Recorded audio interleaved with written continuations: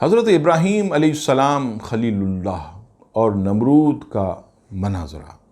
الم تر الی الذی حاج ابراہیم فی ربہ ان آتاہ اللہ الملک۔ اے محبوب، کہ تم نے نہ دیکھا تھا اسے جو ابراہیم سے جھگڑا اس کے بارے میں اس پر کہ اللہ نے اسے بادشاہی دی۔ اس آیت کے تحت تفسیر روح البیان میں علامہ اسماعیل حقی علیہ رحمت فرماتے ہیں کہ یہاں جھگڑا کرنے والے سے مراد نمرود بن کنعان ہے۔ یہ پہلا بادشاہ تھا جس نے تاج پہنا اور رعایا پر ظلم و ستم کیا، خدائی کا دعویٰ کیا اور پوری دنیا پر اس اکیلے کی بادشاہت تھی۔ 800 سال اس کی عمر رہی، 400 سال بادشاہت کے روب و دبدبے میں گزارے اور 400 سال مچھر کے ڈنگ کے مزے لیتا رہا۔ مناظرے کی وجہ یہ تھی کہ نمرود نے حضرت ابراہیم خلیل اللہ سے پوچھا تھا کہ تمہارا رب کون سا ہے جس کی میں عبادت کروں؟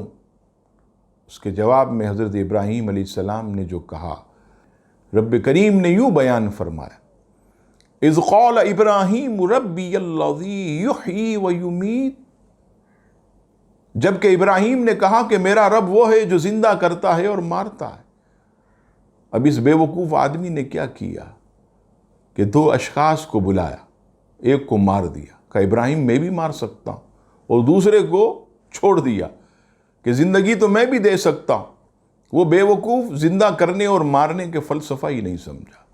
پھر حضرت ابراہیم علیہ السلام نے فرمایا، رب کریم نے یوں بیان فرمایا، قال ابراہیم فإن اللہ یأتی بالشمس من المشرق فأتی بها من المغرب۔ ابراہیم نے کہا کہ بے شک میرا اللہ سورج کو مشرق سے نکالتا ہے تو تو اس کو مغرب سے لے آ۔